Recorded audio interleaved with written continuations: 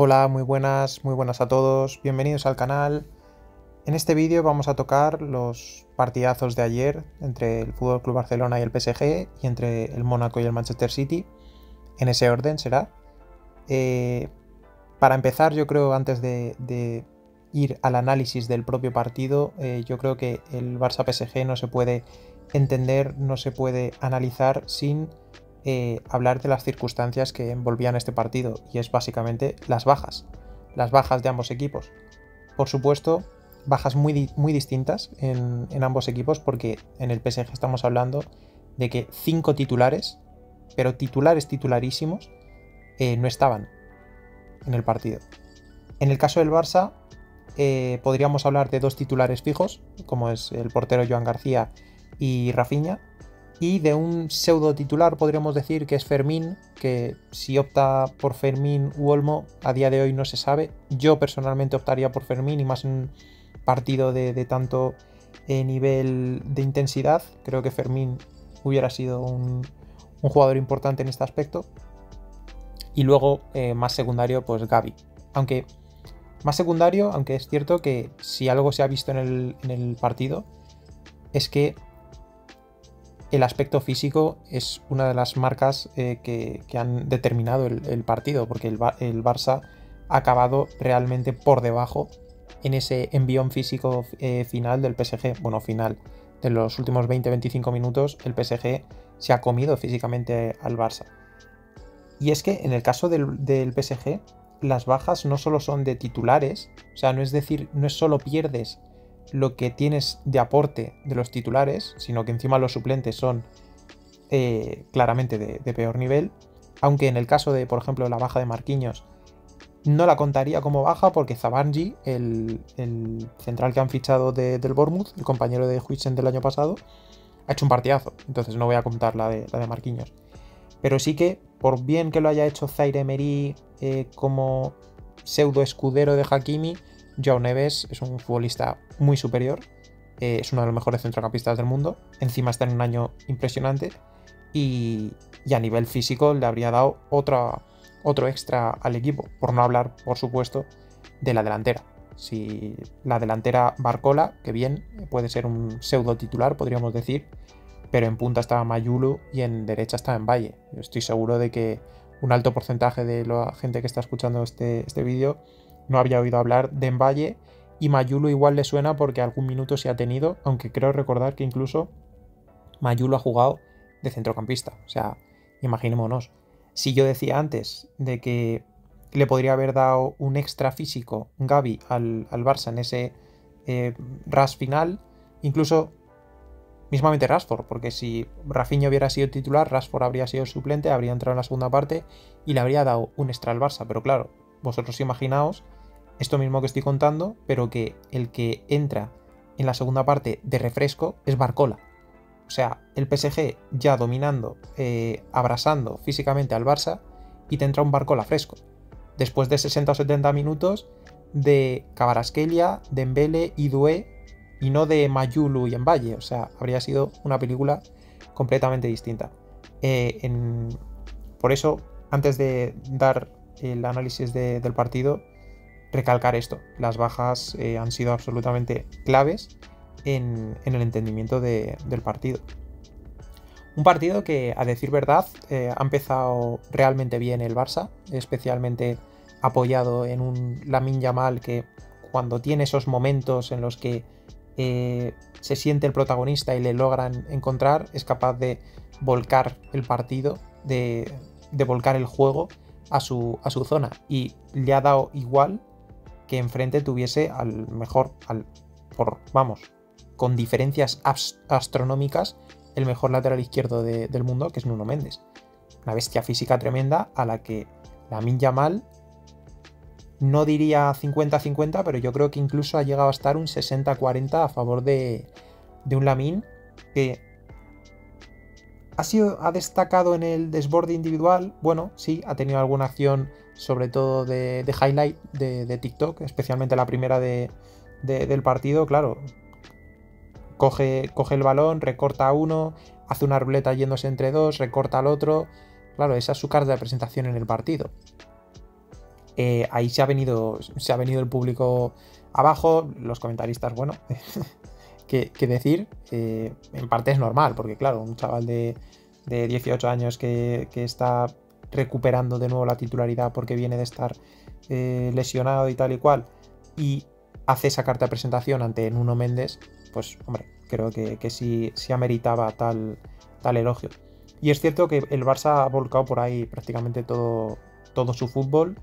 Y ya digo que no solo especialmente... Es que el tema de Lamine es que no es solo una cuestión de un gran jugador en el desborde, es un gran jugador colectivo, abasteciendo a sus compañeros. Y en ese caso, pues es mucho mejor perfil para acompañarle en este tipo de partidos un Ferran Torres que ataca muy bien el espacio y entiende muy bien ese ataque al espacio y se compenetra muy bien, se compagina muy bien con Lamine Yamal, con esos pases que mete especialmente con el exterior Lamine, siempre van a favor de la carrera del delantero. Y hombre, yendo al espacio es mejor tener a Ferran Torres que a Lewandowski, por supuesto. Creo que al Barça también le ha faltado que Olmo fuese también igual de incisivo que Ferran Torres. Lo ha hecho en una ocasión, pero al fin y al cabo Dani Olmo no tiene esa capacidad física ni está en un buen momento de forma como para acompañar en esas escapadas a la espalda de la defensa rival a Ferran Torres. Creo que ahí Fermín sí que le hubiera dado un punto mayor, y ya no te digo Rafinha por el otro lado. Un Rashford que obviamente estaba siendo claramente opacado por Lamine Yamal, pero que al final tuvo un peso bastante relevante en el gol del Barça. Es cierto que es un regalo, porque no se puede hablar de otra manera, es un regalo de Vitinha, le regala el balón Vitinha a Lamine Yamal, Lamine conecta con Pedri conduce un poquito, abre a izquierda, y Rashford de primeras encuentra un pase que no le da tiempo a tapar a la defensa, porque yo creo que no se esperaban ese pase de primeras, y Ferran, pues ante la salida ante el contrapié, digamos, del portero, se la pone ahí al primer palo, lanzándose al suelo, y así inauguraba el marcador un Barça que hasta ese momento estaba claramente siendo el dominador del encuentro. Pedri y Frenkie estaban muy sueltos, el PSG no conseguía conectar de ninguna de las maneras, ni con el centro del campo, ni por supuesto la delantera. Alguna ápice alguna sensación a veces había de que podían llegar, pero es que esa sensación contra el Barça te la dejan siempre, porque como el Barça te planta la línea tan arriba y además te tira en el fuera de juego, es que te da la sensación de estar a un pase de quedarte solo contra el portero. Lógicamente, alguna vez esa sensación se traduce en que efectivamente el Barça queda muy, muy mal parado en esas situaciones, pero si lo sigue haciendo el Barça de Flick es por algo, y es porque al fin y al cabo le está saliendo rentable. Esto es así. Es cierto que los días grandes no sé si lo va a acabar matizando, no tiene pinta, pero sí que en los días grandes, a la que tienes un equipo que entiende perfectamente cómo atacar esa zona, pues se va a complicar. Y se vio como el PSG, en cuanto empezó ya a tener algo más de pausa en el partido, se notaba muchísimo la pausa que le daban los jugadores antes de buscar el desplazamiento a la espalda de la defensa. Muy importante esa pausa, porque sin esa pausa habrían caído muchas veces en fuera de juego. Al hacer esa pausa, los jugadores que han caído en fuera de juego, que parece que están a punto de caer en fuera de juego, tú pausas, ellos se frenan, se recolocan de nuevo, incluso entran jugadores de segunda línea o mueven el balón y tratan de, como la línea la siguen tirando y tirando y tirando, si tú pausas, abres a la derecha, esperas a que los jugadores que han hecho el desmarque vuelvan, van a volver a estar para poder desmarcarse. Entonces esa pausa muy clave lo estaba haciendo los jugadores del PSG, lo que pasa que no tenían calidad suficiente en el ataque como para poder realmente hacer pagar al FC Barcelona ese tipo de cuestiones, ¿no? Y a mediados de la primera parte, pues el PSG empieza ya a carburar. Esos 25-30 minutos iniciales del Barça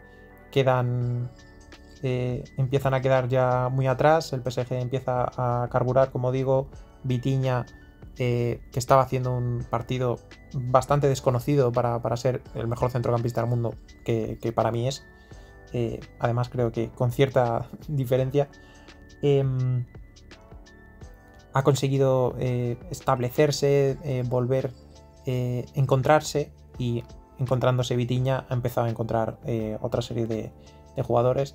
Y por supuesto no se puede no hablar de la ventaja absolutamente absurda y a nivel competitivo que son los laterales del PSG. O sea, yo no he visto jamás una pareja de laterales tan absolutamente abrasadores a nivel físico en el mismo equipo. Pues quizá la de Roberto Carlos Cafú puede ser, pero no terminaron de coincidir mucho tiempo, creo recordar. O sea, estoy hablando un poco así de memoria, igual estoy metiendo el gazapo, pero ostras, es que Nuno Mendes y Achraf percutiendo por dentro o yendo por fuera, es que está siendo una auténtica barbaridad estos dos jugadores. Y claro, contra un equipo atrevido como es el Barça, pues es que estos dos jugadores te rajan por completo el sistema. Pero es que te lo rajan por fuera, más bien Achraf, y te lo raja por fuera y por dentro Nuno Mendes. Es una barbaridad lo de estos dos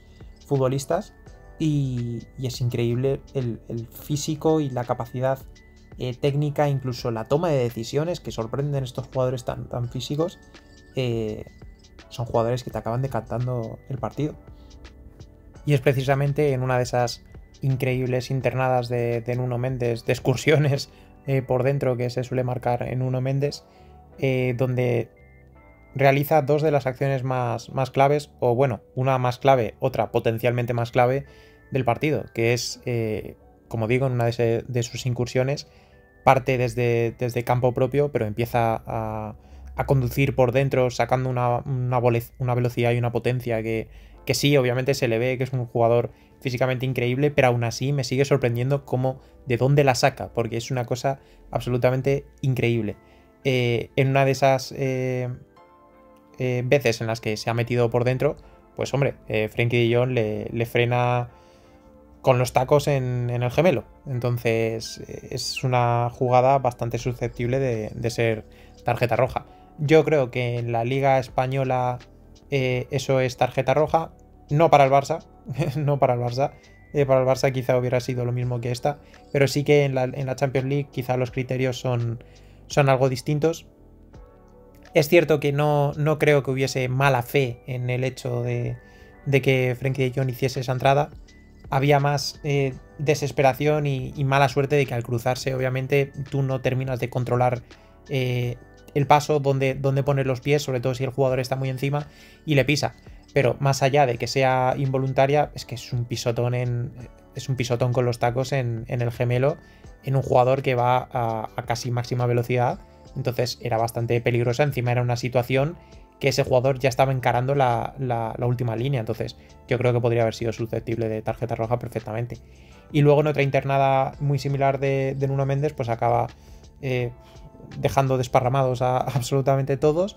Y luego encima tiene la capacidad para filtrar un pase muy preciso para Mayulu. Cubarsí en el giro se come por completo el pase, se perfila mal y en el giro se come el pase. Y Mayulu, pues en una situación bastante clara contra Szczęsny, le decide engañar, digamos, y tira a contrapié y decide y pone el 1-1 en el marcador. Un marcador con el que se llegaba al final de la primera parte 1-1 y con sensación de que el PSG iba hacia arriba. En la segunda parte el guión cambia bastante. Es decir, o sea, el PSG sigue más o menos en la línea ascendente que ya había tenido en la primera parte. Y es cierto que el Barça tiene ahí unos 10 minutos así, 10-15 minutos que se enciende un poco la miña mal y empieza a generar de nuevo ese peligro, provoca una falta, empieza a inclinar de nuevo el campo, pero el PSG rápidamente se vuelve a hacer con el control del partido y prácticamente reduce a la mínima expresión a un Barça que físicamente ya estaba reventado, que a Frenkie de Jong y a Pedri no se les ha visto en los últimos 30 o 40 minutos, pero no porque los hayan cambiado, sino porque les han avasallado por completo a nivel futbolístico, físico, no sabían por dónde les daba el aire. Los cambios de Flick no han surtido ningún tipo de efecto. Se han ido Olmo y Rashford, han entrado Casado y Lewandowski, ya han estado prácticamente totalmente desapercibidos, yo diría. Marc Bernal también no se la ha visto. Y los cambios del PSG, pese a que no eran de nivel, porque entraba Kang Jin Lee, que lo ha hecho bastante bien, pero hombre, no es lo mismo que entre Kang Jin Lee a que entrase, como os decía antes, Barcola, ¿no? Y ha entrado Jan Tu, que es un jugador al que yo no conocía bajo ningún concepto. Y hombre, que en lugar de Jan Tu entrase pues o Gonzalo Ramos o Valle o Mayulu, pues hombre, yo creo que hay una cierta diferencia. Gonzalo Ramos tampoco es que tuviese una gran entrada al partido, pero es un 9 y al final hace la trampa que me parece que deberían hacer muchos más delanteros, especialmente los que no tengan condiciones físicas a nivel de velocidad clave, que es partir de fuera de juego sabiendo que la profundidad en esa jugada te la van a aportar un lateral, un extremo, el que sea en ese caso. Hay que aprovechar que el fuera de juego lo marca el balón, no lo marcan los defensores, lo marca el balón. Entonces, si tú estás partiendo en fuera de juego, le estás ganando esos 10, 15, 7 metros a la línea defensiva. A la que el balón lo coja jugadores potentes, veloces, y te pongan el balón a ti, tú le has ganado esa ventaja a la línea defensiva. Y de esa manera llega el gol de Gonzalo Ramos. Es evidente que el PSG está a otro nivel, pero no a otro nivel del Barça. O sea, no nos podemos engañar. El PSG está a otro nivel en general, porque que hayan hecho este partido con las bajas que tenían, incluso teniendo a Fabián y a Vitinha entre algodones, porque yo creo que no soy el único que ha llegado a pensar que el favoritismo en este partido acababa en las últimas semanas estaba cambiando a favor del Barça, porque yo me esperaba incluso que ni Vitinha ni Fabián o alguno de los dos no jugase. Y claro, si nosotros hablamos de los suplentes que puede tener Real Madrid en el centro del campo, por perfiles más que por nivel, es que, claro, por Joao Neves ha entrado Zaire Emery, que bueno, no está nada mal. Sobre todo tiene un gran potencial. Pero es que si tienes de baja además o a Vitinha o a Fabián, es que el que entra en ese centro del campo igual es Mayulu, que es delantero, o igual es Kang Jin Lee, que lo tienes que reconvertir, o ya pues, te tienes que poner a inventar cosas y a lo mejor, yo que sé, meter un Lucas Hernández o una Kraft, o vete tú a saber lo que tienes que inventar ahí. Completamente superado el Barça, muy superior el PSG en los momentos en los que lo fue. Buen tramo de fútbol del Barça, hay que decirlo, pero al final dan igual los tramos en la Champions. Tú tienes que ser, en los momentos en los que menos bueno estás siendo, tú tienes que agarrarte al partido. Y es cierto que a nivel de resultado, de marcador, el Barça lo estaba haciendo, pero a nivel de juego estaba siendo claramente superado. Y no está teniendo la capacidad para ser tan determinante en los momentos en los que realmente es bueno. Y yo creo que ahí sí que la baja de Rafinha para mí se antoja fundamental en esto, porque es el jugador más determinante y decisivo en este tipo de partidos. Tanto en ataque, porque al ser un partido roto y ser una de las mayores virtudes de Rafinha, esa capacidad de romper al espacio, de entender el espacio, además es que te aporta muchísimo a la hora de presionar, a la hora de replegar. Es un jugador también con su carácter, con su liderazgo, y creo que es una baja que la han notado de manera clara. Así que sí, está muy bien Lamine, Pedri y tal, pero Rafinha en este tipo de partidos, especialmente en Champions, porque en Liga es un poco un concepto algo más táctico, aún así logran romper el partido a través de eso, de ponerte ese cebo, ¿no? con la línea adelantada, pero es un concepto más táctico que en la Champions. En la Champions es un poco más ida y vuelta, especialmente contra equipos más grandes, como en este caso es el PSG, y en ese caso para mí la baja fundamental es la de Rafinha. Pero bueno, derrota del Barça, A día de hoy la clasificación es lo de menos porque está empezando, ganó su primer partido, ha perdido ahora está el 16 si no lo digo mal en la clasificación, el tercero el PSG, segundo Real Madrid y primero Bayern. Bueno, esas posiciones tienen más lógica que las que empezamos viendo el año pasado por estas fechas. Y eso es todo. Este es el análisis del Barça PSG y a continuación iremos con el Mónaco Manchester City. Mónaco 2, Manchester City 2, pinchazo por lo tanto del equipo de Pep Guardiola, pinchazo considerando no que la salida era una de estas partidos que consideras que es un partido fácil, 3 puntos y a seguir, como pudo ser el del Real Madrid en Almaty mismamente, no, pero sí que se tiene que considerar un pinchazo al ver el partido y darte cuenta de que el Manchester City fue claramente dominador del encuentro durante un altísimo porcentaje del partido. ¿Qué pasa? Que este Manchester City desde hace tiempo, ese porcentaje de partido que no logra dominar, lo pierde todo. O sea, es capaz de hacer 70, 80, 85 grandes minutos que en 5, 7 minutos o ni siquiera minutos, simplemente acciones, un par de acciones del rival de diversa índole y te tira por tierra todo el trabajo. A veces no, a veces es que pierde el control emocional del partido. Es un equipo que desde hace un tiempo no sabe sufrir. Bueno, digo es un equipo, pero no termina de ser un equipo porque no termina de tener las bases que hicieron de este conjunto el mejor equipo del mundo.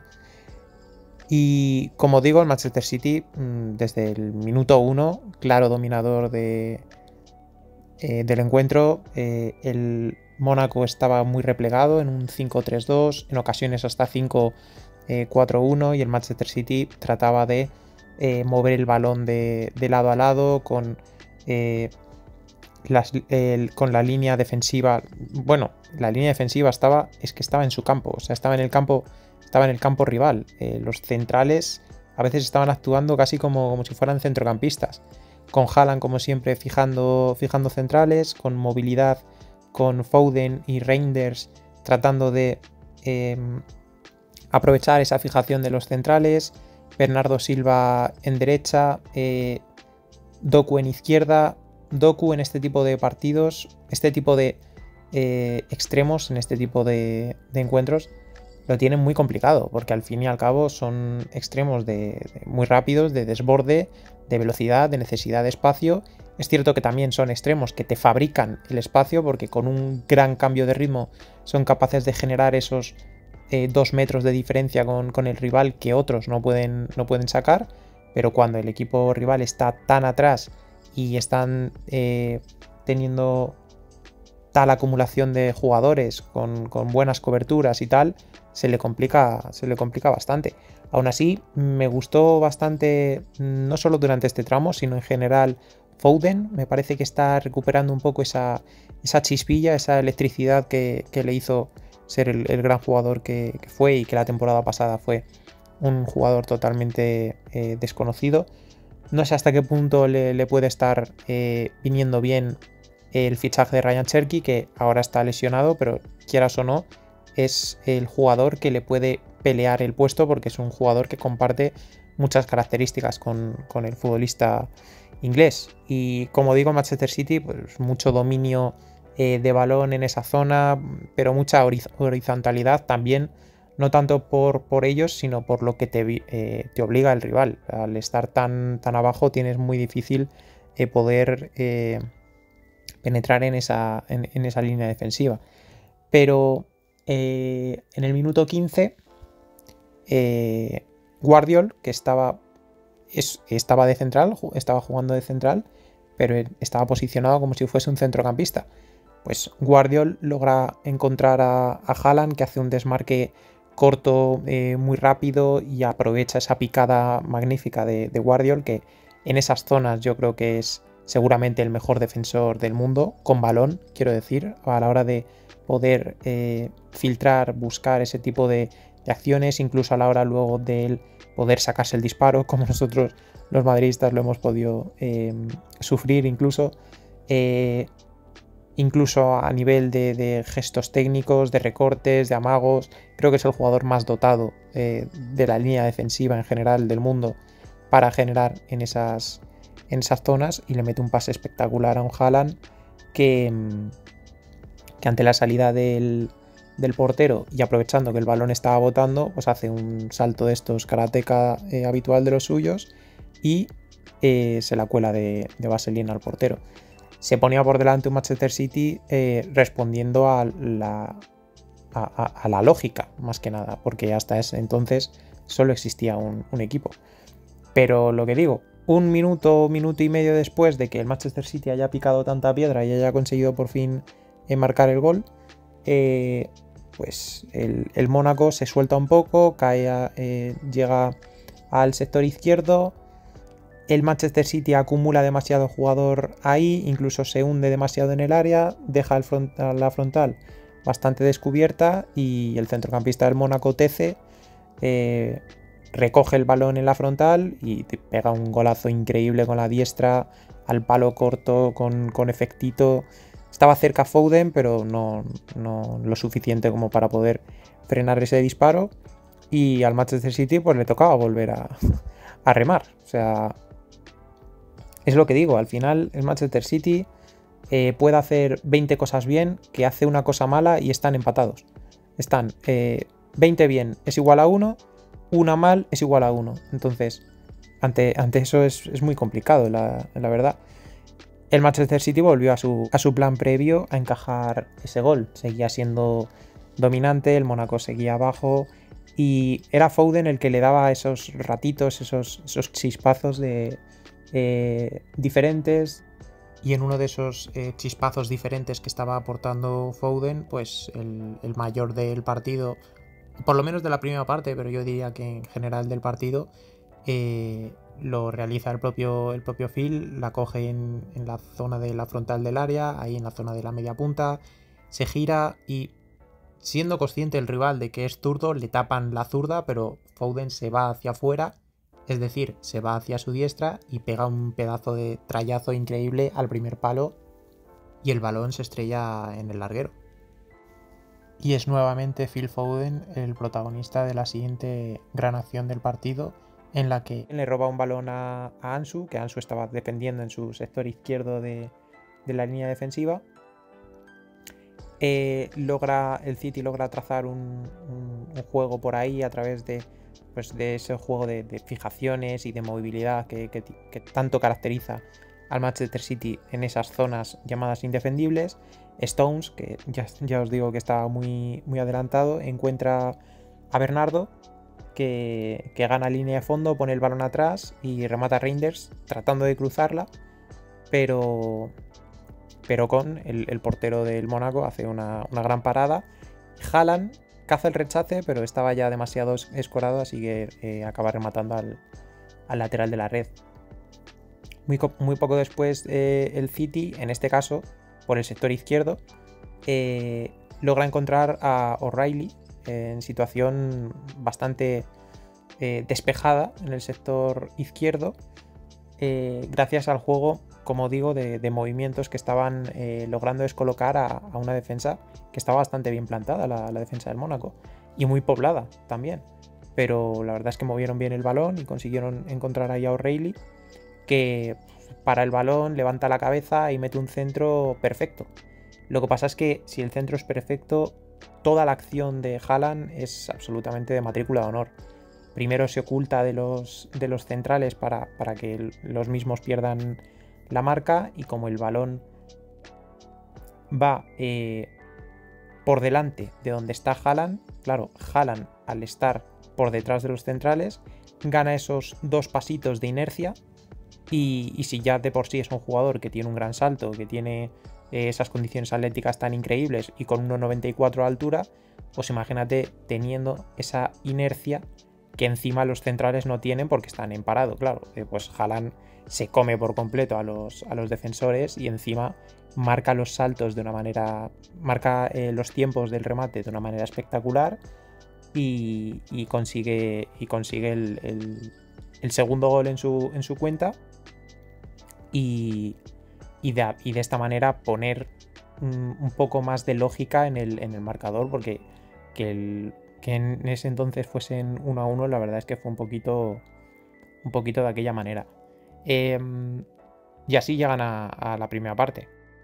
Y en la segunda parte es el Mónaco el que sale con un poquito más de intención de hacer algo más en ataque, por lo menos en esos primeros instantes, y logra encadenar un par de buenas acciones que podrían haber supuesto perfectamente de nuevo el empate en el marcador. Un gran centro de Teza al segundo palo, no logra llegar Balogun al remate, perdón. Era un centro, como digo, realmente bueno, y Donnarumma es cierto que había achicado bien en esa zona, pero yo creo que si logra conectar bien el remate, poco hubiera podido hacer el portero italiano, pero no logra conectar con el remate el delantero del Mónaco. Un minuto después, desde la banda izquierda, le llega un balón al propio Balogun, protege muy bien, se gira, encuentra a Ansu Fati en frontal del área. Ansu abre todavía más el juego a Klius, que recibe el balón, se mete un poco hacia afuera y mete un zambombazo que Donnarumma para bastante bien, y bastante buen disparo de Klius, teniendo en cuenta que fue con la pierna diestra y es un jugador claramente zurdo. Y en ese tramo de partido, además, Pep quita a Rodri, que se había llevado un golpe, se había llevado un pisotón, pero es cierto que cada vez que se cae al suelo Rodri, se teme lo peor. O sea, aunque le hayan dado un golpe en el dedo de la mano, se teme lo peor, se le nota en la cara. Y yo creo que Pep había notado que Rodri había perdido un poco esa confianza, que no estaba en ese momento siendo capaz de sobreponerse al golpe que había recibido. De hecho, hacía poquito que había recibido la amarilla, y ahí Pep decide cambiarle, al mismo tiempo que decide cambiar a Doku para meter a Savinho. Por Rodri entró Nico González. Consiguió calmar el partido del Manchester City, la verdad es que le vinieron muy bien esos dos cambios. Consiguió recuperar el control con un par de posesiones larguísimas, no sé si de 2 minutos y pico o 3 cada una. O sea, una cosa bastante llamativa. Y hasta el minuto 73, 74 así, el Manchester City tampoco había probado al guardameta del Mónaco de nuevo, y hasta que O'Reilly, en posición de lateral izquierdo, saca el balón de manera muy acertada, buscando a Foden, que Foden peina para la carrera de Savinho, y Savinho logra progresar por banda izquierda hasta el punto de que llega a la zona en la que suelta el balón para un Tijani Reinders, que recibe en la frontal y hace un amago hacia adentro y la pega, revienta el larguero. Hasta ese entonces el Manchester City tenía mucho control, pero no estaba teniendo realmente ocasiones. Haaland, yo no sé si en esa segunda parte habría tocado 2 veces el balón, una, y en todo el partido habría tocado 5 balones y 2 los había metido para adentro. Lo que pasa que es cierto que en este tipo de partidos, a ver, Haaland ya de por sí es un jugador que no participa mucho del juego, pero en este tipo de partidos todavía es más complicado. Eso sí, cada balón que toca Haaland, aunque siempre esté destinado al remate, cada balón que toca Haaland en ciertas zonas, bueno, en las zonas en las que va a recibir el balón, es peligro seguro, ya sea para una dejada, para que los jugadores de segunda línea tengan una mejor opción, incluso para, teniendo esa segunda mejor opción, los de segunda línea poder volver a conectar con Haaland, o como en este caso, para que él reciba, y a la que recibe, si le dejas tirar, va a tirar y pega un zambombazo al palo corto, que estaba bastante bien colocado el portero, y despeja a córner. Y el partido seguía igual, con el Manchester City tratando de marcar un tercer gol, pero sin muchas ganas de descubrirse, porque al fin y al cabo el Manchester City no está en ese momento de confianza en el que se puedan ir todos arriba y olvidarse de que les vayan a marcar un gol creyendo que en la dinámica en la que están no va a suceder. Y no, spoiler, sí sucede. Y en una falta botada por el Mónaco, pues Nico González comete la imprudencia de ir a tapar un posible remate de cabeza de Eric Dyer con la pierna demasiado arriba, una acción muy imprudente, sobre todo porque el balón ya la estaba superando a Nico. Entonces, además de que le llega a contactar con la tibia en la cara a Dyer. Así que, lógicamente, en etapa VAR, pues esa acción es muy susceptible de que vaya a ser revisada y de que vaya a ser señalada como penalti, como así fue. O sea, creo que era todavía, o sea, mucho más imprudente todavía que la de Güler contra el Athletic de Madrid, que esa sí que me podía admitir alguna duda, pero esta sí que no había duda alguna. Y es el propio Dyer el que se encarga de transformar el penalti, engañando por completo a un Donnarumma que se tira hacia la derecha y Dyer que la pega realmente bien hacia la izquierda del portero, hacia la derecha del propio Eric. En ese descuento de 7 minutos no ocurrió gran cosa, salvo la última jugada del partido prácticamente, en la que Guardiola en el sector izquierdo del ataque hace una buena combinación con O'Reilly y además de esa buena combinación hace un par de recortes, logra sacar habilitarse una buena zona de disparo, pero el disparo lo bloquea muy bien Eric Dyer y ahí muere el partido. Así que pinchazo del Manchester City teniendo en cuenta cómo había sido el partido. El City a día de hoy está octavo en esta fase de clasificatoria porque en su primer partido ganó al Nápoles por 2-0 en esa vuelta de Kevin De Bruyne al Estadio Blue, pero en este caso ha empatado contra el Mónaco. Como digo, queda octavo en la clasificación y el siguiente partido va a ser contra el Villarreal. Manchester City no logra obtener la regularidad deseada desde hace ya un tiempo. Es un equipo que está perdiendo aquellos conceptos que le hicieron ser un equipo realmente dominante, y Guardiola está tratando de buscar de alguna manera reencontrarse con ese juego, pero de una manera o de otra el equipo no termina de carburar, no termina de verse a los jugadores convencidos de lo que hacen, no termina de cerrar los partidos de manera holgada para no tener luego que lamentar una posible vuelta en el marcador del equipo rival. En fin, es un equipo que a día de hoy no está para considerarle realmente un rival competitivo, como tampoco es el Real Madrid, por otro lado, para que nos vamos a engañar. Aquí termina el análisis sobre este Mónaco-Manchester City y supongo que la mayoría de vosotros habréis visto el partido del Barça-PSG, pero si por un casual habéis visto el del Manchester City, dejadme en los comentarios lo que opináis acerca de lo que queráis sobre el partido, sobre el propio Manchester de Pep, o bueno, lo que queráis. Si lo que habéis visto es el del Barça y queréis comentarlo, pues totalmente abierta la posibilidad de hacerlo y nos vemos en el siguiente.